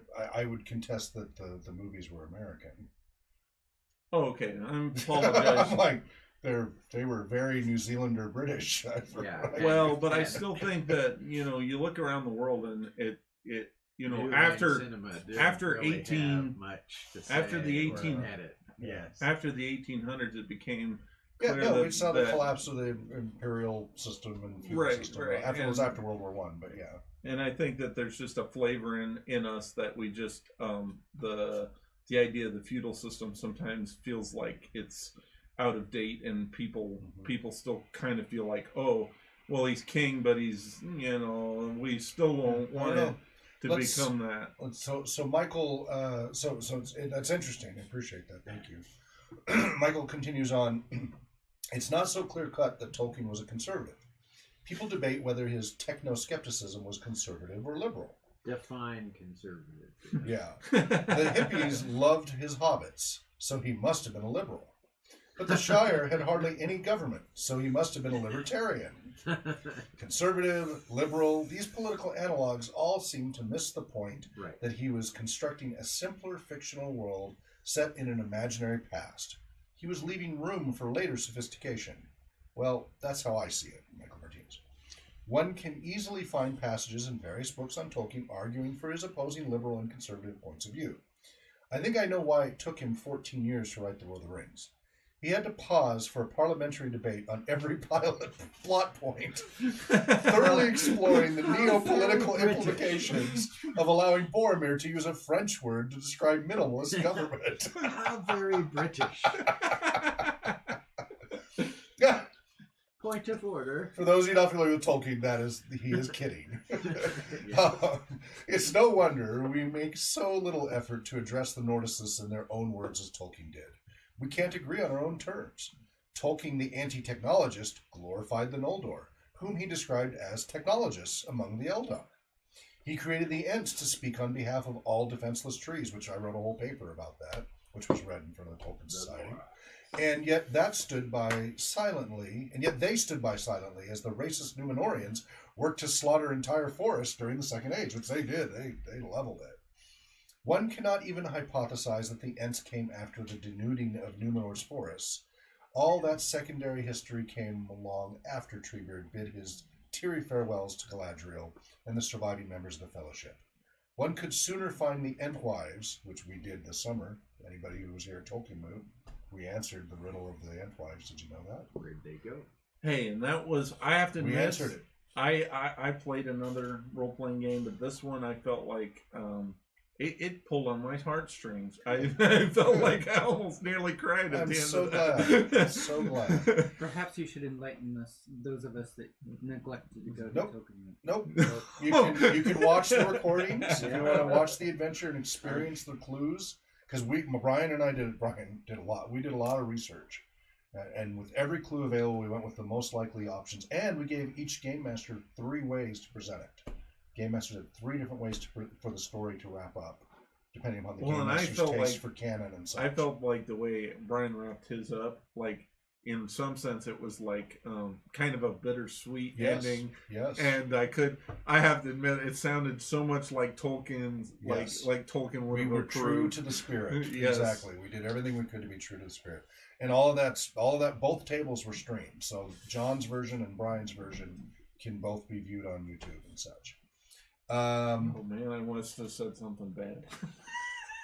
One could sooner find the Entwives than a rationalization for suggesting that Tolkien forgot about the Ents when he wrote about Eldaran's quest for wood. Tolkien was a huge tree advocate. Tolkien himself was of two minds about everything, so perhaps the oversimplifications that creep into elite and common scholarship are explained by the difficulty in extracting his true purpose, which could not possibly have been to developing an entertaining, if overly long, story spanning generations. Couldn't have been that. He must have had a much more nefarious goal in mind, or perhaps he merely wanted to engage in some light philological banter with an amused and informed audience above the heads of those annoying readers who demanded to know more about hobbits. But I digress. For a man accused of propaganda, he was like the least propagandist person. This is about Nordicism and Tolkien's lack of adequate defense against the allegations that he was a Nordicist. We seem incapable of using the words of the accusers, and on the internet, as documented by Google, that is an error in strategy that leaves the enemy in control of the contested field. Good or well-received Tolkien scholarship may dwell gleefully in the delightful field of Anglo-Saxon mystery for the next 100 years. But to be effective, the good defense of Tolkien against claims of Nordicism must trudge across the muddy plains of racist idiom and trope. Only there will we meet the enemy.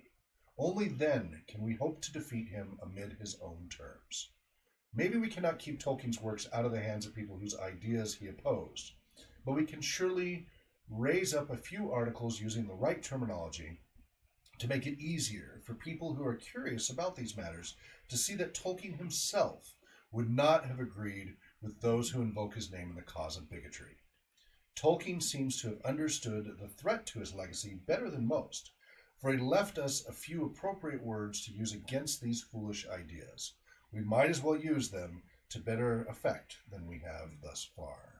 So his appendix, The Scholars on Tolkien and Racism and Critics in this essay, and so he goes on, but it's a lengthy response. But you can read the rest of it on tolkiensociety.org. That sounds very British in the Winston Churchill side of things, having watched the two Churchill movies recently. That initially the British Empire wanted to just put its head in the sand and ignore what was going on. Oh, yeah. And the annexing of Poland and all of that. They came to the conclusion that they must trudge across onto the mainland, the battlefield, and meet the enemy face on. And well, they did. And we're glad to this day that they did. Otherwise, it would be Man in the High Castle. Correct. Which I've seen all of. I just started watching that because it's now on Prime. It's for average. Free, so, yeah. Yes. Well, how have you read it? The Philip K. No, Dick it's based on to see how. I rarely like alternative history, but I've been eyeing it for like the last month of whether or not I'm gonna watch My it. son didn't tell me. The first season's good. Okay, which is all I'm only partway through. The second season is a little less so. Okay. And I guess because it doesn't leave a good ending. Okay. It just kind of ends. Okay. Like goes out with a whimper. Right. Comes with a bang and goes out with a whimper. That's my opinion. Okay. So. A show I'm really loving it comes out like a deflating whoopee cushion. Yeah. The one I really love lately that finally the third season is available is Mr. Robot. But you got to be kind of a techie and you got to know who Anonymous is. You got to be techie, information security minded. It's basically Fight Club without the boxing. If you didn't have the fighting, okay. The intense have typing of Mr. Robot, of clacking, of clacking. Yeah, it's on Prime for free right now. All 3 seasons. All right. And it's accurate hacker tech. Okay. So it's a hacker series with many of the elements that you saw proposed in Fight Club that didn't really get fully fleshed out because it was a 2-hour movie. Sure. This has 3 seasons. Got it. And it's basically set in an anonymous, Anonymous the group, the hacker group, the activist group, yes, idealized version of 2015 from their perspective, idealized at extreme. I can't imagine the anonymous group is like, we're getting a movie made about us. Well, even it says that by anonymous content, and you gotta check it out. It's by S-Mail, and oh yeah, it's fun. It is just fun, right? It does hit on some deeper. It takes itself a little too seriously, Yes. but that's okay because it fits. Like the movie Hackers. Yes. Oh, but this is way Hackers is so bad. Hackers is Oh goodness, it's that's so pretty bad. tame. Oh yeah, no, this Yeah. is hardcore. This Yeah. is. The only complaint is I can't get Katie to watch it. Is the main character has really bug eyes that really are like even eventually in the show they have an FBI agent who's like can't stand those bug eyes. Like they're responding to people's criticism of the show written into the script. He's like, oh, look at those bug eyes on it. There's a number of actors. One of the main ones, and who's the executive producer as well, is Christian Slater, and he surprises me because I never thought much of him. But he's turned into an interesting fellow. Has he? I haven't followed him, but he's interested in this. Christian Slater. Yes. Yeah, and he's one of the executive producers for this. He's gone from that role of actor, director into the production side. He's done a decent job. Okay, well this, so Mr. I hadn't Robot. heard much about him, But you got to be kind of a techie to really appreciate, or he took a role in the back end, or some kind of hacktivist type where you you want anarchy, but then here's the consequences, and maybe that wasn't such a good idea after all. Right? It plays through the whole thing. Yes. It's like, okay, let's pretend you get what you want, and it's set in modern day. This is right near the end of Obama and such, and even the third season, Trump's on the horizon. Right. And perfect. Yeah. I love it. If you want this? Well, let's play this thought through. Let's do a thought experiment of what that would really look like if you actually got what you wanted. Yeah. Beautiful. It's beautifully done. It is a good binge watch. You do need to really pay attention though. There's a lot of subtext going on. So anyway, it sounds good. I'm just not much of it. I don't know if I would. It's a psychological. It's a psychological thriller, right? In the context of activism. It sounds like something that I will do my winter watching. Yeah. Once the house is done. It isn't cheerful. You have the. It is not cheerful. Hibernation den concluded? No. So anyway, we got to wrap up, but we covered two really. It is. We covered two heavy topics. We covered copyright as a double-edged sword, and we covered is Tolkien a racist? Yeah, that's pretty heavy stuff. Is Tolkien a copyrighted racist? Yeah, that's the third subject. No. We had minimal viewers. Yeah, I just can't believe anybody reading his stuff could come to the conclusion that he's a racist. I mean, he does. So it's applicability. Tolkien talked about applicability. And applicability is a multi-edged sword. Because people see applicability of... So remember, he was against... The observation I want to make is that the people he was against trying to teach moral stories through... I always blank on the word. Allegory? Allegory, thank you. Right. Yes. He was adamant, and I know he goes back and forth in some of his other writings. Oh, you mean? But he tried really hard. Brothers Grimm. Yeah. He really, really, really didn't want allegory in his stuff, and gets very upset when people say it's an allegory for anything. Yeah. And he emphasized that it's about applicability. Well, the multi-edged weapon of applicability is you can find application for just like the Bible and stuff. You can quote whatever you want to fit your argument. That's right. Because it has applicability to many different perspectives. So if you go in with already a set mindset, you're going to look for the things that resonate for you. That comes to my theory of renegotiable constructivism as a difference. That sounds like a whole long topic. That is a very long topic. Have you written anything on that? Some. A word or two. Okay. Yeah. In comparative history of ideas. That sounds like a pretty heavy topic. I've seen people who said that, the ring is like a nuclear bomb, and they were trying to get rid of the nuclear bomb, and there was all these World War II references or something. Right. Yeah. And it's just like people. Yeah. That's. It just feels like they're stretching it, and you sit there and go, well, if you try to read that way, it doesn't make any sense by the time you get done with the novel. I mean, they try to incorporate all this allegorical stuff. And I'm not sure throwing a nuclear weapon in a volcano is a safe activity. Let's use a thermonuclear device to set up something many more times powerful than a thermonuclear device. That does seem like a bad idea. Yeah, especially one that's like building pressure in a caldera. That's where you get like target Yellowstone. Wrong, you know? Yeah, exactly. I guess what I'm saying is it seems like they're, back in the 1800s, at least they had some of the critics that they had. I'm not saying that there were perfect critics, but at least they had a sense of nuance, and they had a sense of deeper, some of the higher critics of literature and so forth. You may not have agreed with them in some ways, but at least they seem to have a well, certainly there was an effort for deeper thought, right, in context of history, and it seemed like nowadays it seems like we a piece of artwork which is crafted in a specific way, like the general public doesn't understand the I want to call it the nature of it because they haven't been trained properly or whatever you want to call it. Lack of classical education. Like my children going through Mary Hill Museum this summer. What? I don't know what that is, but I have an idea of, File 404. My Mary Hill Museum is down on the Columbia River.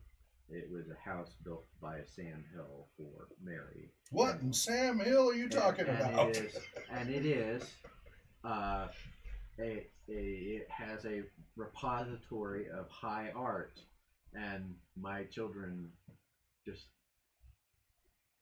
goes right over their heads. Okay. Yes. Well, considering our exposure to media and everything now, it's good. Well, yeah, but so we do need to wrap this up. Like McDonald's hamburgers sometimes shoved in our face, and we don't even recognize what a decent French meal looks like when it's like a 4-course meal. We're just so. That's what I'm saying. Is it just seems like they just the subtlety of. So are we talking about cultural decline? Because Tolkien wrote at length about cultural decline. That's what it sounds like to me. Well, I don't like. We need to get going. I'm sorry. Yeah, that's okay. Richard, can you once again talk about what your near published stuff is and where people can find more info about what you're doing? I have a short story series. I've got 2 chapters published, and I'm gearing up to get the 3rd chapter of that. Right. What's the word on the publishing? Who would it be through and all of that? This particular one is self-published. Okay. 2 of the chapters are up. Okay. Where can people find that? Amazon.com under the title Ghosts of Gazebo. Ghosts of Gazebo. Yeah. Okay. For a gamer, that is a gazebo D&D story reference. I don't know it. Okay. Anyways. I'm sorry. Does anybody else know that reference? What? Knights of the Dinner Table? Knights of the Dinner Table, okay. I read them a long time ago. You want me to give a short version of it? Yeah, very short version. Okay, the short version is that's where Hackmaster came GM is running a game with some kind of quasi-obnoxious players. Right. And he says, okay, you come out of the dungeon and there's a gazebo. And the one of the players says, I cast intention, and I look at the gazebo very closely, and he says it does nothing. It's a gazebo. What it boils down to is the GM threw it in as decoration, and the players decided it was a monster. That it was a plot. And that is where the role-playing game Hackmaster was developed, because that was the mythical game system they were using, right? Mm-hmm. And we're circling back to our copyright discussion. They originally released a version of Hackmaster 3.0 that was a parody. And because it was Dungeons and Dragons based, so they had to get permission from Wizards to publish the actual role-playing game, but it was a parody. So they were okay with it. They let them do it. But then they wanted to publish another version, and it was too usable. Wasn't enough of a parody, so they got in legal trouble and got sued over that for violating the license. So then finally we got 5th edition, or whatever edition it is, that because they actually kind of won their lawsuit. They actually kind of won.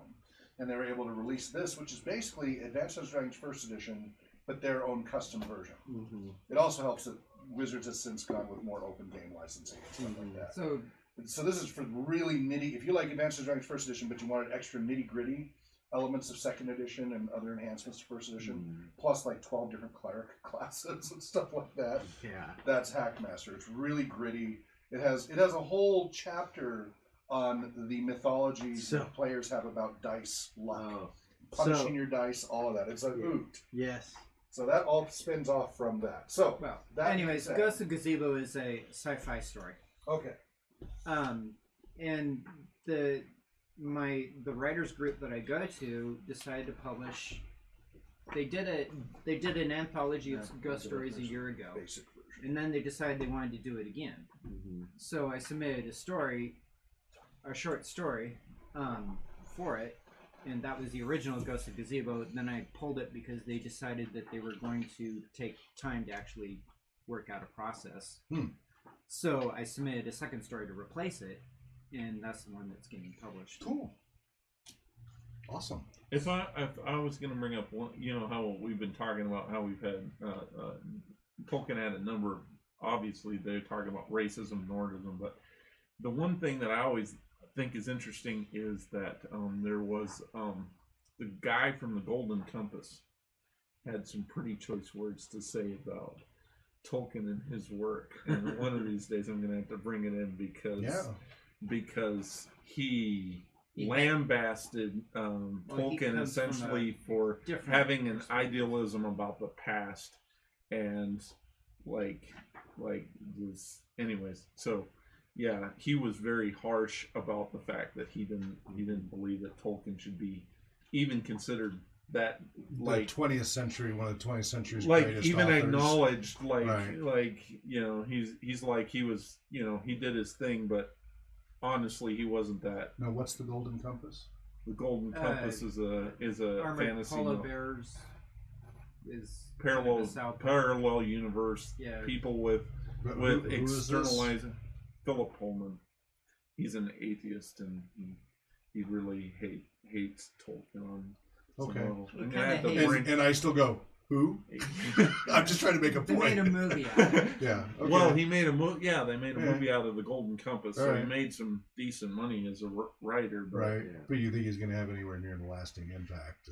No, Yeah, I don't. exactly. But I just go, who? Well, yes, but there are people out there who know who Philip Pullman is. Yeah, I've vaguely heard of it. Like, I'm vaguely aware of the Golden Compass movie, but Yeah, but like he wrote an essay on why he didn't like Tolkien. And That's it's just fine. like I just think it's amazing that that a guy could have hate for something that Tolkien more or less initiated. The guy couldn't write the novels he writes if it wasn't for Tolkien in the first place. right, fantasy as a genre would not have the acceptance it has if it were not for Tolkien pushing hard in many lecture halls about the value of myth over history and such. Yeah, Right. which we've talked about other times. Well, all right, we'll wrap that up. That's about 2 hours of the Tolkien Society. We missed you, Brian. I hope the wedding's gone well. I hope you had a chance to go back and watch this and take some notes. I look forward to how he summarizes those. We read a number of letter excerpts, so I don't feel like we missed out reading from letters. We normally read at least one from letters. I came in after you guys. No, got but done. when I was quoting Michael Martinez, Oh. we were reading You were straight here from for several that. letters. You were here for that. Right. So those are from It Tolkien's felt letters. a little dense to keep up with you on some of that. This stuff. was a lot because we were writing from Michael Martinez, and it's dense material. We were covering two really heavy topics: copyright and racism. That's not light, fluffy stuff. So Next time, tune in for copyrighted racism. so maybe next month we should cover like really light, fluffy stuff. Fall of Gauntlet. Like what were the favorite recipes of each of the different cultures? And let's like do a potluck of your favorite dish for each. ash on my tomato. Because somewhere in here I have a recipe book for Middle Earth. Well, Gollum's recipe book was pretty short. Raw. Raw fish. Russian. See, we should have gotten him some sushi, right? No, I don't think the sushi would be wiggling me enough. Oh, yeah, that's true. All right. You can learn more about you can see, we've been doing this since 2005 as a Tolkien Society. I say we, meaning me, but all of us as a greater whole. There's Other Minds Magazine, issue 19 is out. Please do check that out at omzine.org or othermindsmagazine.com. Our website is tolkienscholars.org. I did fix the broken www2 for the news there. Eventually I'll get all that moved onto one server, and then that won't be a problem. You can join us on our Discord server. There's an invite link on the tolkienscholars.org website, so you can chat with us all things Tolkien in Discord. We still have an IRC server running as well. There are people there from Finland and elsewhere still hanging out if you want to chat all things Tolkien. Haven't gotten the email list back up and running for some time. And with Google kind of abandoning Google Plus, I'm hesitant to renew that because they're going to kill that off too, probably. Because it's not worth it to them. Yes. So I need to get the email list set back up on my. I need to bring all this back to my servers again. Everybody kept pushing me to put it out on other social media, and then you watch what they do with it and all the harvesting and everything. We don't do any of that on our servers. Yeah. All the more reason to have my own website. So I know it's a pain. Everybody likes the convenience that it's all through Facebook or it's all through Twitter. But if you would like any semblance of privacy from that and not being harvested and spammed and all of that, and would just like to have a nice community, come back to our servers, support the servers. What's that? I prefer not to be harvested, sir. Yes. Silent Green is people! So thank you guys. I'm so glad you were able to make it. Those of you who weren't, I hope you get to catch the recordings. And we're on Meetup for the meetings if you want to join, if you're here locally in Spokane. Again, Corey, please try to get a hold of that guy in the South Pole. I'd love to have him join us. I think we could have some very interesting conversations, especially since he's a pro Peter Jackson movie guy. I think that will be a lively discussion. Yes. We need to get Michael Martinez remoted into here. Because Because Michael is more forgiving of between the two. The thing is, the funny thing is that we've had more than one incident where we met people that enjoyed the Peter Jackson movies because they didn't really care for the style that Tolkien wrote in. Right, they didn't like how slow it was or whatever. Yeah, that's fine. Well, I remember some people in the movie theater, the second movie, complaining about how slow it was. Well, but okay, all of us who read The Two Towers all went through that experience in The Two Towers because it was travel. Everybody has had trouble with midway through The Two Towers because it does slow down. It was a lot of travel. Maybe Tolkien should have attached that to the first Fellowship of the Rings and just like cut out all the travel stuff. No, I'm just joking. Yeah. Well, for him, it was showing you what the rest. A, it was showing you the experience of how rough travel is, right? And B, the rest of the world. It was more than again. That's what was atypical about his approach. It's kind of like Stephen King's book where the guy's walking through the desert all the time, but drives me nuts. But obviously, there's a point to the long. Yeah, well, world building. Right. When you get into world building, it's a little bit different approach. So, anyway, wherever you may be well. Namarie. Everybody says a different thing as they say goodbye. Goodbye. Goodbye.